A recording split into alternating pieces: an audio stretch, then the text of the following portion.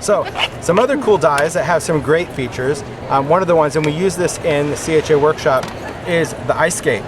Ice skate was really fun because I wanted to create a vintage ice skate, and this is actually what it's going to cut out. It will cut out a pair of skates, but let me show you when I cut something out. So I'm going to take a piece of grunge board for this one. Well, actually, I think I'm going to use the foil. No, I'll go back to grunge.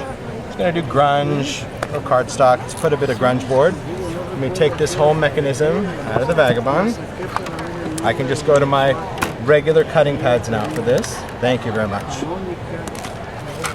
So for this, it's a big, so it's just going to be your 2 cutting pads. Place that, we're going to put that, roll it through. All right, so here's what we've got on this die. Not only has it cut out the skates, but if you look at that, it actually cuts out the lacing holes. So I designed it that you can in fact go in and lace it, but instead of creating holes, because holes mean you have to dig it out of the die, that's never fun, I just created little V-cuts. So all you have to do to lace up your skates, pretty simple.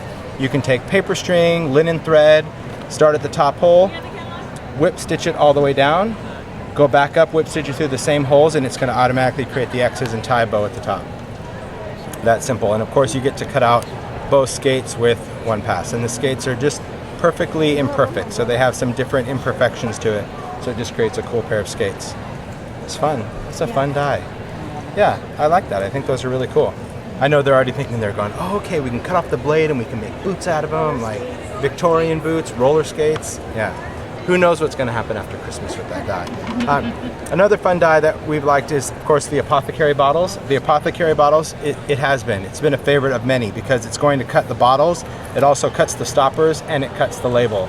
And the label will fit on any of the bottles, either going horizontal or vertical. And you can cut this out of packaging, you can cut it out of chipboard, cardboard boxes, grunge board, and you can create all sorts of layers. And we already had some great samples. Again, you know, most of the samples, of course, in the booth, they're all seasonal related because we wanted to do something that was very, you know, Halloween apothecary. But we've also already had people that have made samples that we're going to be featuring on the blog in the coming year, obviously around Valentine's Day, where they've done packaging and did a jar of hearts where they just did little punched hearts and filled the jar with hearts. And it's just cool because when you think of it, it's just really a jar after all.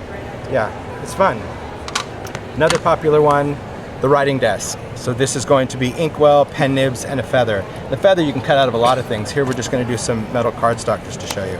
It's pretty cool. Again, throw it back in the Vagabond. So what we were doing, it's the thing, you know, when we start making samples for the show, we go crazy. We just start talking about all sorts of ideas, and I love the brainstorm idea of it. So this one, there's our feather. Cuts that cool feather. I told you I was going to do the reflective cardstock in your camera. You know I was.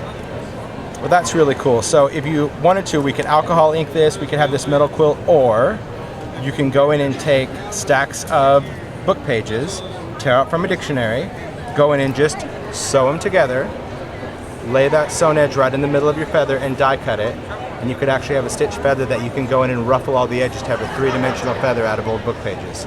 That's really cool. I suggest sewing it prior to die cutting it. Yeah, because if you die cut all these, trying to hold those little feathers together while you sew it, not so fun. Just sew a curve, because you can still cut your threads anyway. Not that I tried that, but I did. All right.